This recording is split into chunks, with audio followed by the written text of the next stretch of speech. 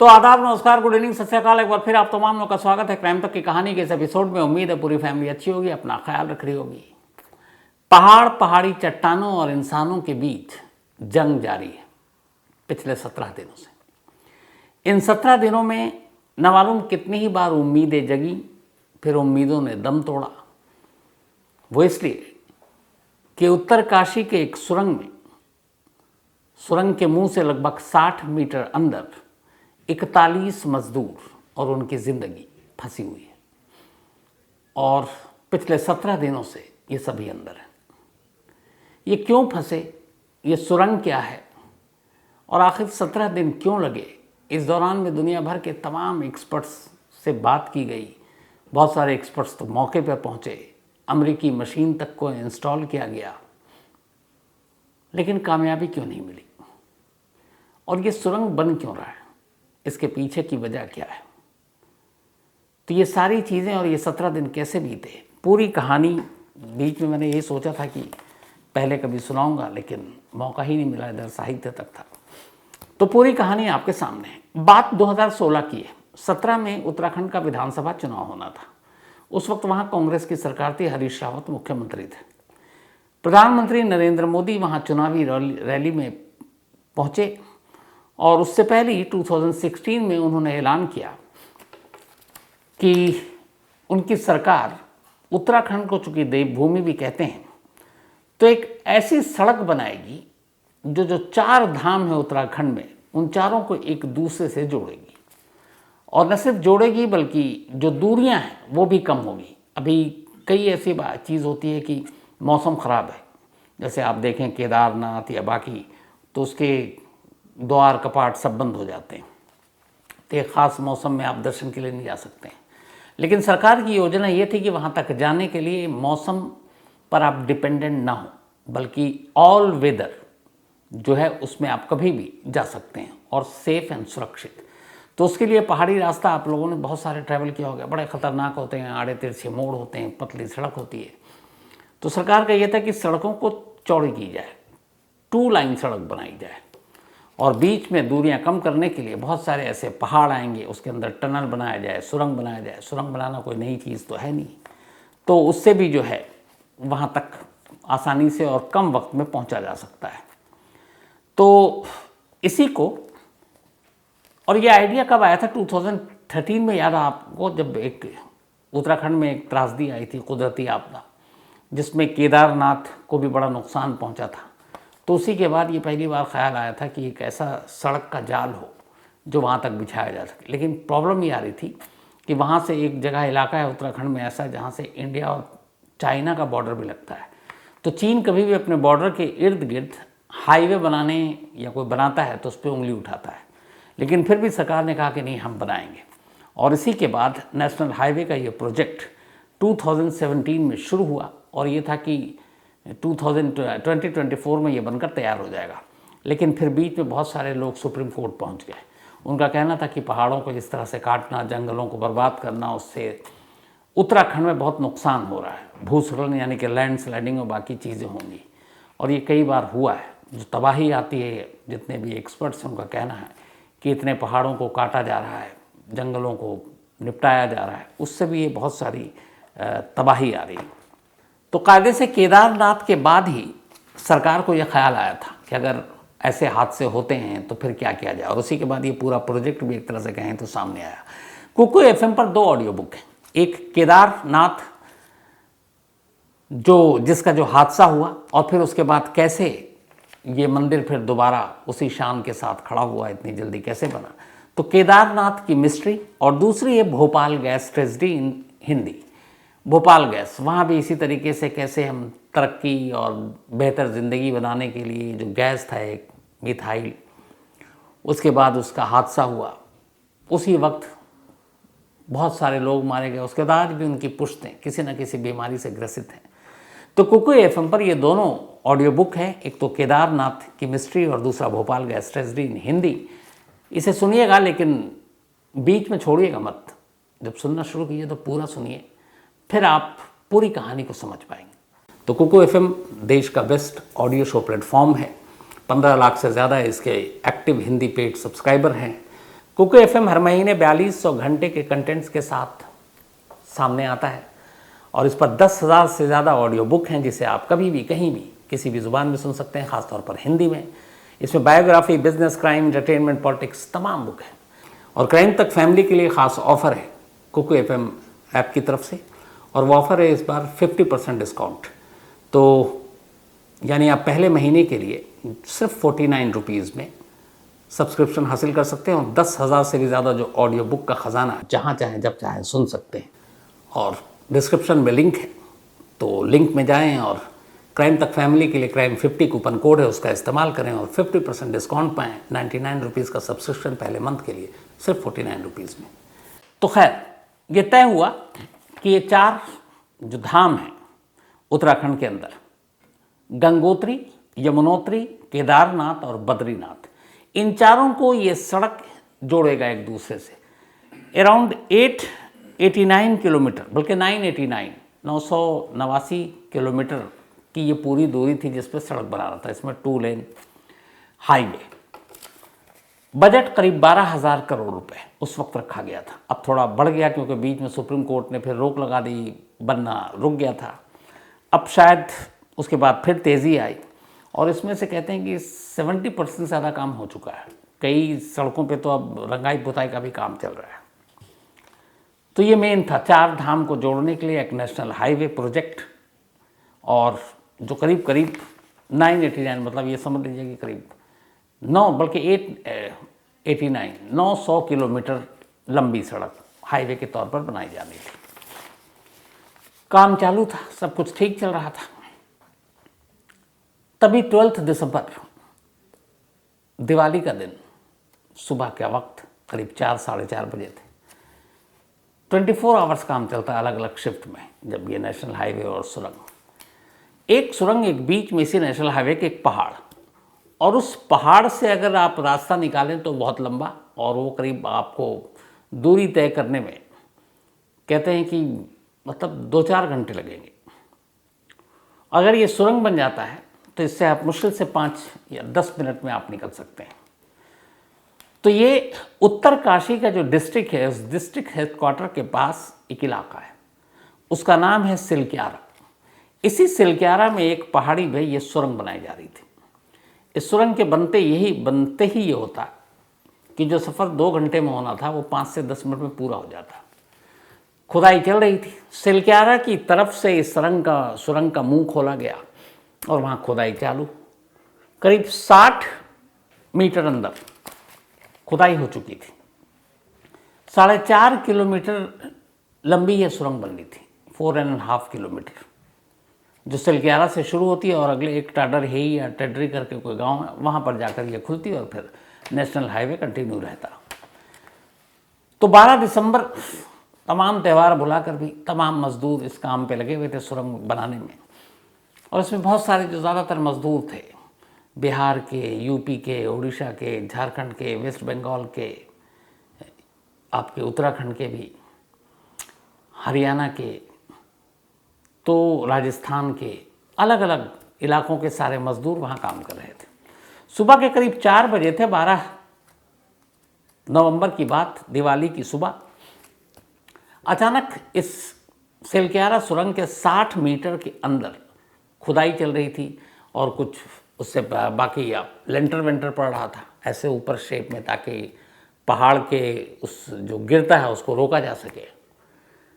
तभी अचानक 60 मीटर दूर एक हिस्सा सुरंग का भर कर नीचे गिर पड़ा, जहाँ पे कटाई और ये सारी चीज़ें चल रही थी।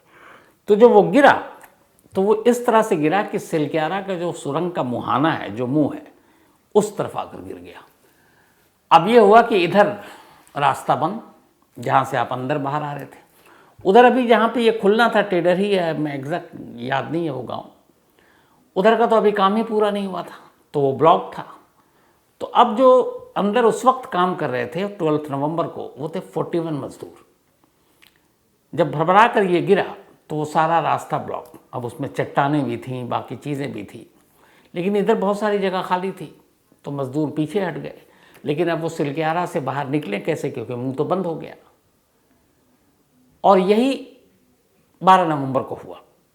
अब उसके बाद से ये मजदूर उसी के अंदर फंसे रहे। इस दौरान में जब ये गिरा तो बाहर के लोगों को भी पता चला, क्योंकि मजदूर बाहर आ जा रहे थे और 60 मीटर की बात थी। तब बाहर के लोगों ने देखा कि आवाज़ आई कुछ गिरने की। जब वो भाग कर अंदर गए तो उन्होंने देखा कि ये तो पूरा मंजर ही बदल गया है। वो सुरंग का एक हिस्सा ही बंद और दूसरी तरफ मजदूर, और मजदूर जिधर बंद है उसके आगे कुछ नहीं, वो भी एक डेड एंड। बाहर तक खबर फैली, पैनिक मच गया। फ़ौरन बड़े बड़े तमाम जो अथॉरिटी के लोग थे उन तक, फिर सरकारों तक ये बात पहुंची। अब एक साथ 41 मजदूरों की ज़िंदगी का सवाल था। तो पहले तो ये लगा कि अंदाज़ा लगाएं कितना है, निकाल लेंगे मलबा हटाकर। लेकिन जब सारी कवायद शुरू हुई तो पता चला कि ये इतना आसान नहीं है, क्योंकि सबसे ख़तरा ये था कि बाकी जो अपने देश में अलग अलग पहाड़ हैं वो पहाड़ बड़े मजबूत होते हैं, और जो हिमालय के इर्द गिर्द के पहाड़ हैं वो बड़े नाजुक होते हैं। उनमें अगर आप छेड़छाड़ करते हैं तो वो पूरी तरह से कभी भी गिर जाते हैं। अब यहाँ पे वो वही पहाड़ है जो नाजुक है। अगर आप उस पर ज़्यादा हैवी मशीन चलाते हैं, आप उस पर ज़्यादा चोट पहुँचाते हैं तो फिर वो कभी भी गिर सकता है। इसीलिए आप देखते होंगे कि उत्तराखंड में लैंडस्लाइडिंग बहुत होती है। तो अब ये था कि क्या किया जाए। अब अगर और लैंडस्लाइडिंग हो वहाँ पर, मज़दूर जहाँ पे हैं वो तो ठीक है, कुछ हिस्सा बचा हुआ है, तो फिर मज़दूरों की जान खतरे में, क्योंकि वो ना दब जाए मलबे में। अब एक एक करके सारी चीज़ें हुई, सही तस्वीरें ली गई। तो फिर ड्रोन के ज़रिए मैपिंग भी हुई कि कितनी मोटी परतें हैं, क्या है। अब इसमें जितने भी इस तरह के एक्सपर्ट्स थे जो टनल और इस तरह के पहाड़ों में फंस जाते हैं, उन एक्सपर्ट से कांटेक्ट किया गया। तो उसमें नॉर्वे से लेके, यूएस से लेके, ऑस्ट्रेलिया, पता नहीं कहाँ कहाँ जिन्होंने काम किया, जो हाल में कुछ वक्त पहले थाईलैंड में हुआ था, उनसे, सारे लोगों से। अब इधर दिन बीत रहे हैं। 12 नवंबर को ये हुआ। अच्छा, मज़दूर जब सुरंग के अंदर जाते हैं काम करने के लिए तो वो अपने साथ कुछ खाना पानी लेकर जाते हैं। उसकी एक वजह ये है कि उन्हें फिर पता है कि काफ़ी देर के बाद निकलना है। दूसरा, उन्हें ये भी ट्रेनिंग दी जाती है कि कुछ हादसा हो जाए, अगर मान लो फंस गए तो इतना आपके पास खाना पानी होना चाहिए कि 2-4 दिन निकाल लो। तो शुक्र है कि उस वक्त उनके पास कुछ था। अब वो चले गए इधर। अब लेकिन दिन बीत रहा है। अब दिन बीत रहा है, ये भी पता है कि यार खाना पानी नहीं है, दूसरा हवा भी जा रही है कि नहीं, ऑक्सीजन का भी पता नहीं। अब यहाँ से बेचैनी शुरू हुई। इसके बाद जब सारे तरीके नाकाम हुए तो फिर इंटरनेशनल एक्सपर्ट्स, उनसे बातचीत शुरू हुई। अब सबसे इधर ये था कि मज़दूर सही सलामत हैं कि नहीं। तो किसी तरह जब एक मिस्टर डिक आए, जो इंटरनेशनल एक्सपर्ट्स, उन्होंने अंदर कांटेक्ट कायम किया। और जब कांटेक्ट कायम किया तो फिर कैमरा भेजा अंदर। कैमरा जब भेजा तो उसके थ्रू मज़दूरों के हाल पता चला कि 41 सही सलामत है। 12 नवंबर को वो फंसे थे और पहली बार 20 नवंबर को उन मज़दूरों के लिए एक छोटे से पाइप के रास्ते वो जगह बनाई गई, और उसके थ्रू उनको खाना, पानी, दवाएं ये सारी भेजी गई, क्योंकि उसमें से कुछ की तबीयत बिगड़ रही थी। तो सोचिए कि 8 दिन बीत गए। 8 दिन में पता नहीं उन बेचारों के पास 2-4 दिन के अलावा और खाना, मतलब कई दिन तक उनके पास ना खाना है ना पानी है, और अंधेरा, धूप पहुंच नहीं रही है, घुप अंधेरा है, ज़िंदगी में भी अंधेरा छाया हुआ है, उम्मीद कुछ दिखाई नहीं दे रही है। लेकिन फिर जब कांटेक्ट पहुंचा, फिर उनके पास संचार माध्यम जो कम्युनिकेशन का, तो उससे उनकी बातचीत हुई। तब उन्हें पहली बार हौसला मिला कि चलो बाहर की दुनिया से मेरा कांटेक्ट हो गया है, अब बचा लेंगे। और उनको बताया गया, खुद उत्तराखंड के सीएम पुष्कर धामी ने बात की। अब मज़दूरों को भी लगा कि चलो बड़े बड़े लोग हैं। पहले ये होता कि चलो कंपनी के लोग हैं यार, क्या दिलचस्पी लेंगे। लेकिन जब मज़दूरों को पता चला कि पूरे देश को पता है कि आप अंदर और हम बचाने की कोशिश कर रहे हैं, तो उनको हिम्मत मिली। अब लेकिन इसके बाद क्या, तो फिर अमेरिका से एक ऑगर मशीन है, वो पूरा पहुंचा, उसको असेंबल किया गया। ये घूमता हुआ वो है जो पहाड़ों में सुराख करता है, और इसमें तेज़ ब्लेड होते हैं। उसी ब्लेड के ज़रिए वो पहाड़ों और चट्टानों को काटता है। लेकिन वो वहाँ तक गए, लेकिन बार बार उसका ब्लेड टूट जाए, क्योंकि कई चीज़ें बीच में आ जाती थी। जो सुरंग बन रही थी उसमें स्टील और बाकी लेंटर पड़े हुए थे, वो भी उसमें रुकावट डालते थे। तो उससे भी कुछ नहीं हुआ। 6 अलग अलग तरीके अपनाए गए इन 17 दिनों में बाहर निकालने के लिए। पहले ड्रिल करके 900 mm का एक पाइप पहुंचाया गया अंदर, ताकि छोटी सुरंग बनाकर, जिससे कि मज़दूरों तक ऑक्सीजन के वो और खाना पानी ये सारी छोटी छोटी चीज़ें जा सके, कोई भारी भरकम चीज़ नहीं जा सके। तो 900 मिलीमीटर आप समझ सकते हैं कितना बड़ा होगा। तो वो काम हुआ उनको बचाने के लिए। अब पहाड़ में ऊपर से ड्रिल करने और सुराख करके नीचे जाने की फिर प्लानिंग हुई ताकि वहाँ से जाएं, लेकिन उसमें यह भी था कि मलबा नीचे ना गिरे। तो मलबा काट कर अंदर जाने का रास्ता बनाने का आइडिया आया, काम नहीं कर पाया। सुरंग के राइट हैंड साइड से ड्रिल करके सुराख बनाने की कोशिश गई पैरेलल, लेकिन वो भी काम नहीं आया। फिर ऊपर से नीचे की तरफ सुरंग में ड्रिल करने की कोशिश की गई, वो भी बीच में रुक गया। सुरंग के फिर बाईं तरफ से, राइट से तो क्या लेफ्ट साइड से भी ड्रिल करके अंदर जाने की कोशिश की गई, उसमें भी कुछ नहीं हुआ। मलबे को कुछ हिस्सा काट कर निकाला गया, लेकिन वहाँ तक मजदूर तक पहुँच नहीं पाए। फिर सुरंग के मुहाने की तरफ से जहाँ पे वो रास्ता ब्लॉक था, वहाँ से भी कुछ कोशिश की गई, पाइप वाइप डाले गए, लेकिन जहाँ तक पहुँचना था वहाँ तक पहुँच नहीं पाए। तो ये सारी चीज़ें चलती रही। ऑगर मशीन जब आई उसने एक काम किया। अच्छा, मजदूर जो फंसे थे सिलक्यारा इसके, वो 60 मीटर दूर था सुरंग के मुहाने से जहाँ से मलबा शुरू होता। तो 60 मीटर के पहाड़ को आप कहें या उसको काटना था उन तक पहुँचने के लिए। ऑगर मशीन दुनिया में कहते हैं कि इस तरह के रेस्क्यू ऑपरेशन के लिए सबसे परफेक्ट मशीन है। एक दो बार ख़राब हुई, फिर दिल्ली से इंजीनियर गए, उन्होंने ठीक किया। ऑगर मशीन ने अपना काम तो किया, करीब 48 मीटर 48 मीटर उन्होंने काट डाला, सुरंग का हिस्सा बना दिया। अब 12 मीटर की दूरी पर तमाम मजदूर फंसे हुए हैं। लेकिन 48 मीटर के बाद बदकिस्मती से ऑगर मशीन का जो ब्लेड है वो सुरंग के कुछ सख्त चट्टानों या फिर जो सुरंग जितनी तैयार हुई और उसको मलबा ना गिरे रोकने के लिए जो उसमें स्टील के प्लेट, लिंटर ये सारे डाले गए थे, वो मजबूत थे, उनसे टकरा गया और टकरा कर वो टूट गया और कुछ हिस्सा फंस गया। अब उससे आगे आप ऑगर मशीन को ठीक करके जा ही नहीं सकते थे, क्योंकि उसने मशीन के पुर्जे ने भी रास्ते को ब्लॉक कर दिया। अब जब ये ब्लॉक हुआ तो फिर ये हुआ कि अब क्या। तब जो एक्सपर्ट्स पहुँचे थे उन्होंने कहा कि फिर भी हमारी यही है कि हम क्रिसमस से पहले उनको बाहर निकाल लेंगे। अब क्रिसमस 25 दिसंबर, अभी हम आज बैठे हैं 28 नवंबर में, मतलब 25 तो 27 दिन, 17 दिन तो वैसे ही हो गए, 27 और 17 जोड़ लीजिए तो 27 10 37 और 7 44 दिन हो जाता। अब ऑगर मशीन के ना काम करने के बाद परसों एक मायूसी छा गई, लेकिन अंदर के मजदूरों को ये मैसेज नहीं दिया जा रहा था, देना भी नहीं चाहिए। उनको बताया जा रहा है कि पूरा देश दुआएं प्रार्थनाएं कर रहा है और हम आपको निकालने के लिए सब कुछ कर रहे हैं और हम निकालेंगे। और ये मतलब उनको हौसला देना बहुत ज़रूरी था। और मज़दूरों के पास भी खाना वाना पहुंच रहा था, उनके परिवार से बात कर दी गई तो वो सब खुश थे। लेकिन ये जो हादसा हुआ ये उन्हें नहीं मालूम। अब अचानक ऑगर मशीन ख़राब, अब क्या, सारे रास्ते बंद। 6 तरीके अपना लिए इन 17 दिनों में, कोई फ़ायदा नहीं हुआ।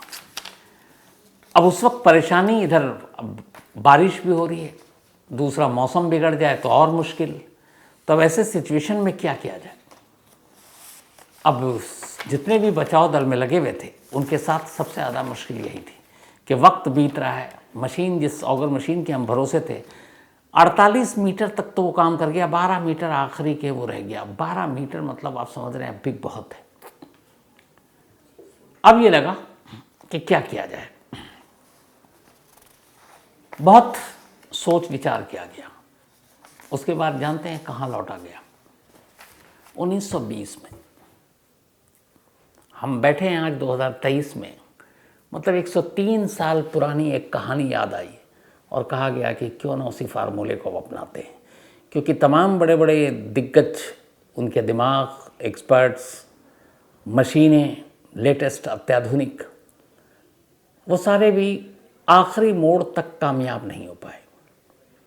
तो कहा गया कि क्यों ना 103 साल पुराना जो पहली बार इस देश में आजमाया था अंग्रेज़ों ने, उसको आजमाया जाए। और वो था चूहों का फार्मूला। ये जो आप सुन रहे हैं लगातार अभी चल रही है सब कुछ, कि कैसे इन मज़दूरों तक पहुंचने के लिए जब सब कुछ हो गया और अब कोई रास्ता बचा नहीं, तो फिर रैट माइनिंग, ये शब्द आपने सुना होगा, मतलब चूहों के ज़रिए खुदाई। अब इसको बड़ा आसान में, मैं एकदम भारी भरकम नहीं, बड़ा आसान बताता हूँ। हुआ ये था कि 1920 में जब अंग्रेज़ देश में थे तो हमारे देश में तो तमाम खनन है, कोयला है, भंडार है। झारखंड में धनबाद में तो वही है। तो ये पता चला कि धनबाद में काफ़ी कोयला है। अब उस वक्त तक के जो लोगों की ट्रेन थी वो तो आ ही चुकी थी, इंजन वाली, जो कोयला से चलती थी। तो अंग्रेज़ों को अब कोयले की ज़रूरत पड़ी। तब गैस वैस ये सब सिलेंडर विलेंडर तो था नहीं। तो उन्होंने कहा कि यार यहाँ तो भंडार है। लेकिन उल्टा ये था उस वक्त कि 1922 में ऐसे ना 1920 में ना ऐसे ऑगर मशीन थे जो काट के ड्रिल करके कोयला बाहर निकाले, न उससे हल्के इतने आधुनिक मशीन थे, जब इतनी तरक्की हुई नहीं थी। न तब ब्लास्ट करके माइनिंग का आइडिया आया था, जो बाद में हुआ कि आप ब्लास्ट करके भी आप पहाड़ों को उड़ा देते हैं, माइनिंग कर लेते हैं। तो अंग्रेज़ों ने कहा कि एक काम करते हैं, चूहों को आपने देखा होगा अक्सर, और हम सब घर में इसीलिए परेशान रहते हैं, बचपन में मैंने भी बड़ा देखा है, चूहेदानी भी रखा जाता था कि चूहे अगर घर के अंदर घुस गए तो या तो कपड़े कुतर देते थे, या अगर आपके घर कच्चे मट्टी उट्टी का है तो मट्टी में सुराख बना देते थे, होल बना लेते थे अपने हिसाब से, और फिर उसके अंदर रहते थे, और वो होल पता नहीं एक दीवार से दूसरी दीवार पार करके निकल जाते थे। ये चूहों की खासियत थी। वो बैठते थे और अपने दोनों हाथों से और उससे मट्टी कुरेदना शुरू कर देते थे। अब चूहे छोटे हैं तो जाहिर है जितनी उनकी हिम्मत या हौसला था उतने ही करते थे, लेकिन बड़े चूहे घरों में सुराख कर चुके हैं। तो ये रैट माइनिंग वहीं से शब्द आई है, ये आइडिया चूहों से आया। अंग्रेज़ों ने कहा कि जब चूहे सुराख कर सकते हैं तो इंसान क्यों नहीं। उन्होंने बिना मशीन के तब ये कहा कि भाई इंसानों को उतारो, तब तो हम गुलाम थे। उन्होंने धनबाद में मज़दूरों को पकड़ा और कहा कि तुम अब छेना और हथौड़ी दे दिया, और कहा इससे इसको काटो, और तब तक काटते रहो जब तक हम कोयले के पास ना पहुंच जाए। कोयला पहाड़ के अंदर भी होता है, ज़मीन के अंदर भी होता है। तो अब ज़मीन में भी वैसे ही खुदाई उन्होंने छेनी हथौड़ा से करवाना शुरू किया। फिर मलबा वो निकलता और वो घुसते, जब वो पहाड़ों में है तो होल बन जाता, तो मज़दूर अंदर चले जाते, फिर वहाँ से कोयला निकाल कर लाते, एक सुराख बनाता, दूसरा कोयला निकालता। ये सिलसिला वहाँ से शुरू हुआ। फिर अंग्रेज़ चले गए, देश आज़ाद हो गया। लेकिन उसके बावजूद ये वाला जो मंत्र था ये हम भूले नहीं। मेघालय में ऐसे बहुत सारे खान हैं कोयले के, जिसमें यही फार्मूला आज भी अपनाया जाता है। वहाँ मज़दूर करते क्या हैं कि वो जाते हैं, जिन का वो खदान है उसको छेनी हथौड़ा और बर्तन दे देते हैं, तसला, वो जाते हैं और उससे ठोकते हैं, और धीरे धीरे वो होल बनाते जाते हैं। फिर अंदर जाते हैं, अंदर से कोयला उठाते हैं, तसले से कोयला बाहर करते हैं, एक दूसरा बाहर खींचता है, और ये काम चलता रहता है। 2018 में ऐसे ही कुछ मज़दूरों की मौत मेघालय में हो गई। वो जब अंदर गए तो अंदर पानी था, फिर कहीं और एक टनल से पानी आ गया, तो ये सारे मज़दूर फंस गए।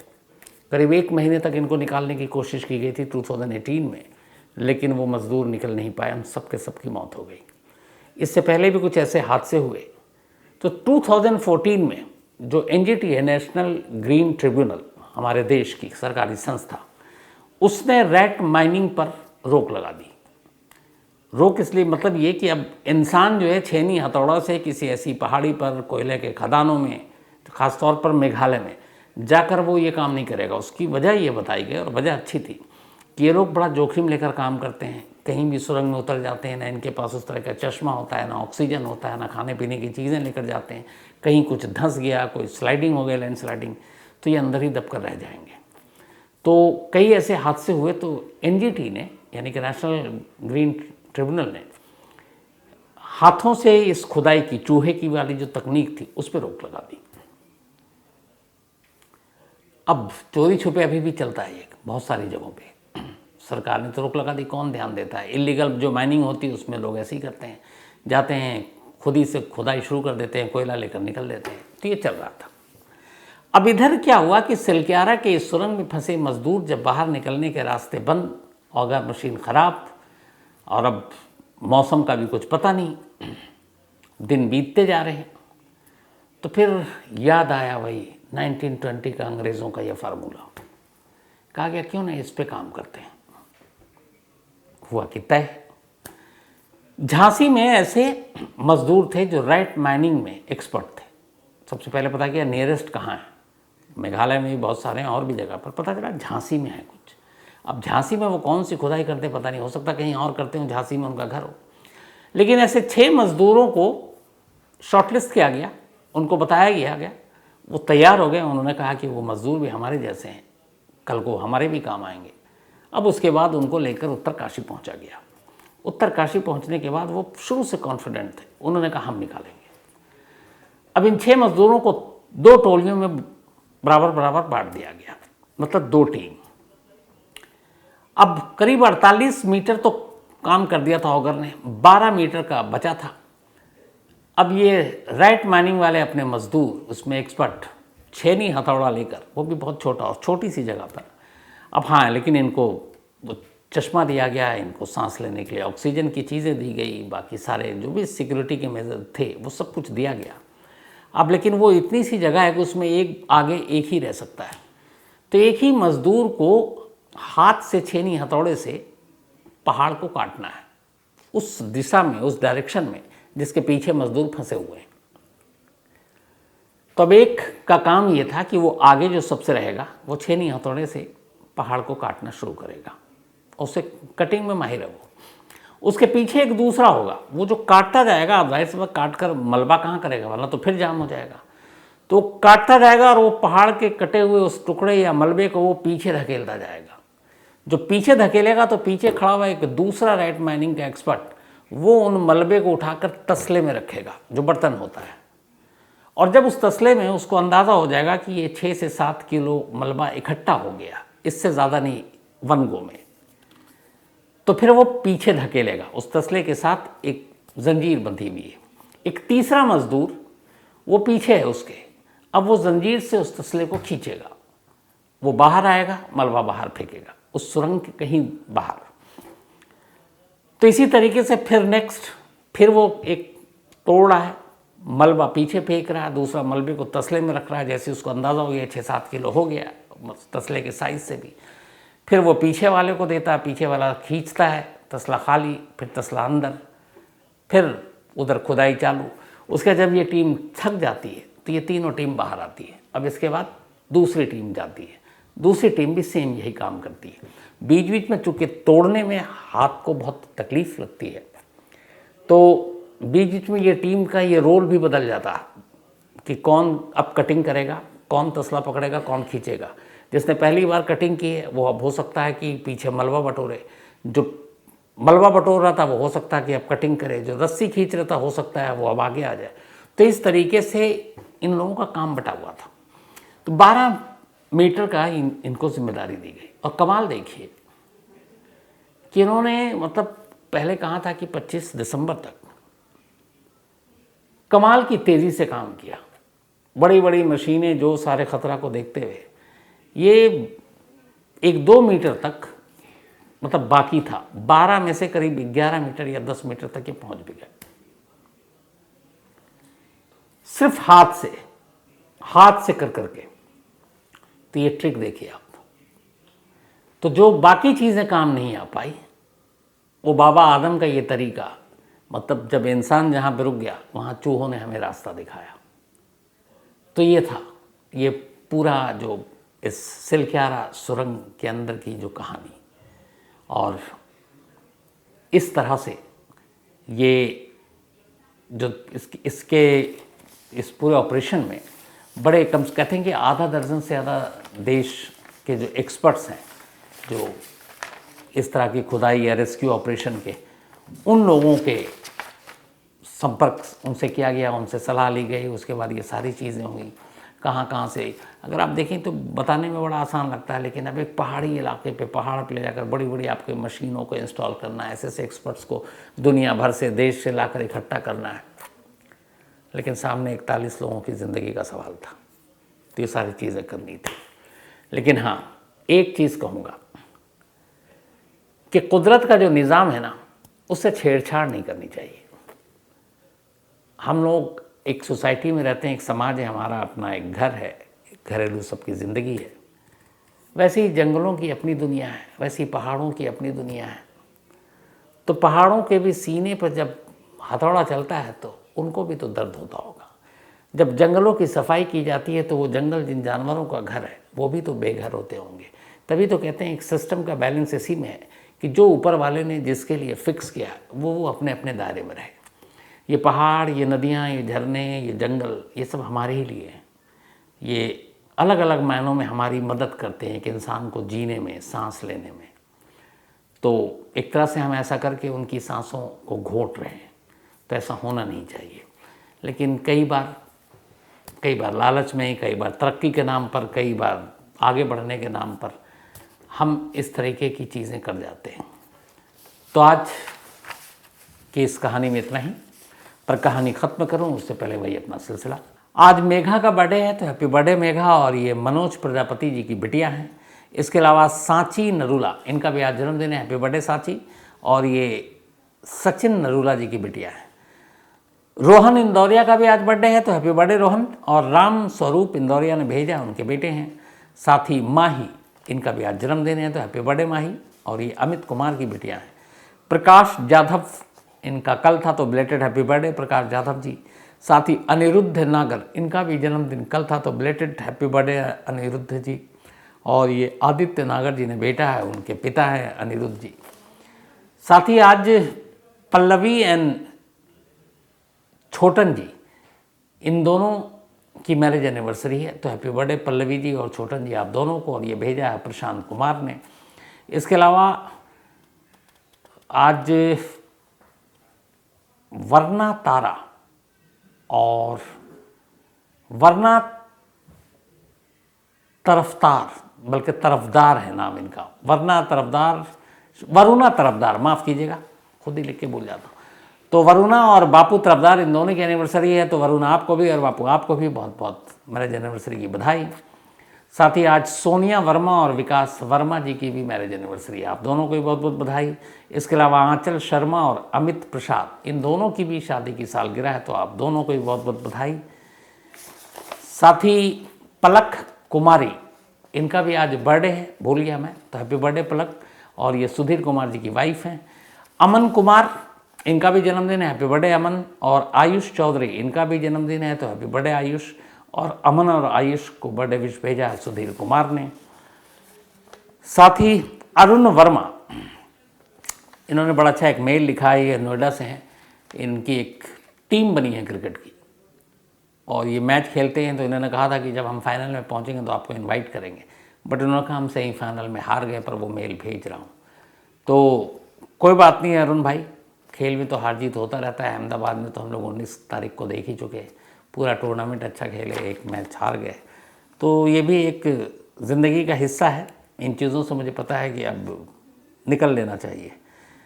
साथ ही राहुल चौहान, इन्होंने भी बड़ा खूबसूरत मेल लिखा है। राहुल, मैं आपके पेरेंट्स से भी अगर ये मेरी बात वहाँ तक पहुँचे तो ज़रूर कहूँगा। राहुल चौहान के पेरेंट्स चाहते थे कि वो इंडिया में ना रहें और उनके साथ कहीं बाहर या विदेश में जाए, पर वो इंडिया में रहना चाहते हैं और इंडिया में रहकर यूपीएससी की तैयारी कर रहे हैं ताकि सिविल सर्वेंट बने, समाज सोसाइटी के लिए अच्छा काम करें और एक अच्छे और नेक अफसर बने, ईमानदार अफसर बने। पता नहीं पेरेंट्स इनके शायद इस बात के लिए एग्री नहीं थे। तो राहुल, मैं यही कहूँगा कि आपकी सोच को सलाम। और मुझे लगता है देखिए, पेरेंट्स का दर्जा मेरी नज़र में तो उससे बड़ा कोई दर्जा है नहीं। तो पता नहीं किसी वजह से उन्होंने कही होगी, लेकिन आपका कभी नुकसान नहीं चाहता होंगे, बल्कि भला ही चाहते होंगे, भलाई के लिए कही होगी। लेकिन मुझे लगता है आज नहीं तो कल उन दोनों को भी आप पर गर्व होगा, आपके इस फैसले पर भी गर्व होगा। तो पूरी मेहनत से आप अपनी तैयारी कीजिए और बस यूपीएससी क्लियर कीजिए, और जब क्लियर कीजिएगा तो ज़रूर मिलिएगा। साथ ही Manish Verma, thank you so much आपके प्यार भरे मेल के लिए। इसके अलावा मोहित त्रिवेदी, इन्होंने बड़ा खूबसूरत सा सवाल पूछा है कि सर आप क्या किसी डाइटिशियन को फॉलो करते हैं या उसकी बताई हुई चीज़ों पर रहते हैं, खाते पीते हैं, क्योंकि आपका चेहरा जो है वो क्या, या फिर नेचुरल ग्लो है मेरे चेहरे पर। या आज पहली बार पता चला कि चेहरे पर ग्लो है, मुझे नहीं मालूम, अब नेचुरल ही होगा। तो कहानी में इतना ही, लेकिन एक बार फिर आपको याद दिला दूं कि कुकू FM ऐप पर क्राइम तक फैमिली मेंबर्स के लिए खास ऑफर है।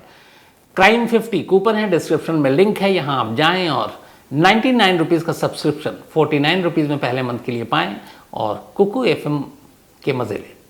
खैर, तो आज कहानी में इतना ही। अब आपसे मुलाकात होगी कल रात 9 बजे किसी नई कहानी के साथ। तब तक अपना ख्याल रखिएगा। Thank you very much.